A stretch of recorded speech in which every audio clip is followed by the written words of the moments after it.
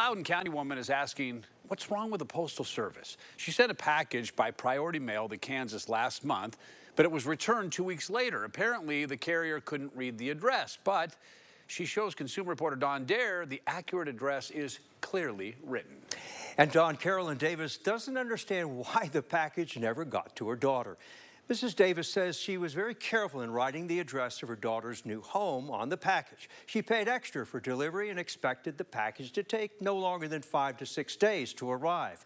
But 14 days after mailing the package, it was returned to sender in Tennessee, but a post office document shows it's in Kansas. Carolyn, what do we have here? This is a package that I was sending to my daughter who just moved to Wichita, Kansas. Carolyn Davis sent her daughter's package by priority mail. Carolyn paid $19.55 for second-day delivery. However, the package was returned to sender to Carolyn 14 days later. Its long journey is interesting. I mailed this on January the 10th. This is the receipt I got. I took it to the Lenoir City post office. It was supposed to be a 2-day delivery, but they said they would deliver on Monday the 13th. Carolyn downloaded a postal tracking record of the package from the time it left Tennessee on January 10th, a 2-day weather delay in Atlanta, its trip to Wichita, and then its return trip to Tennessee on the 24th. But it says it didn't arrive in Atlanta until January the 14th. 4 days later. 4 days later at 11:59, which it should have been in my daughter's hands by then, according to them. The package, however, never got to her daughter once it arrived in Kansas 8 days after leaving Tennessee. And then it arrived in Wichita January the 18th at 6:07 a.m. On January the 18th, does that say return to sender? Yes, yes.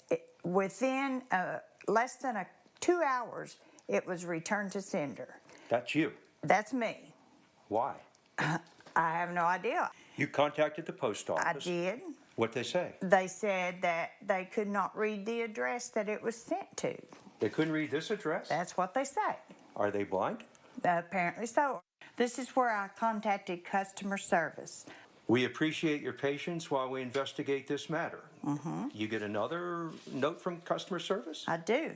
Please accept our apology for any frustration and inconvenience caused. Yep. That's what I got. And you paid $19.55 for this package to be delivered in 3 days. 2 weeks to come back to me. But that's not according to the post office. The final note in the tracking readout shows the package went to her daughter's house on January 24th. It says it was delivered in Wichita, Kansas. And you're pretty far from Wichita. It was delivered here in Lenoir City. Six on Your Side contacted the Postal Service. In a statement, we were told, research indicates the item was not delivered due to an issue regarding a loose dog and a dog bite incident in the recipient's immediate area. Mrs. Davis says her daughter does have dogs. They've never bitten a carrier because they're kept inside the house, that there is a fence around the home, and the mailbox is outside the fence. Mrs. Davis says her problem is not the money spent for second-day delivery. It's about issues with the Postal Service.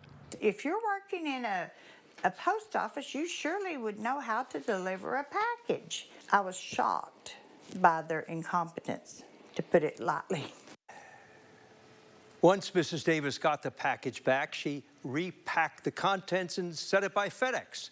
And she reports it arrived within a couple of days. The Postal Service says their office in Lenoir City will soon reach out to Mrs. Davis to explain their side of the story, but so far she hasn't received that call yet. Don?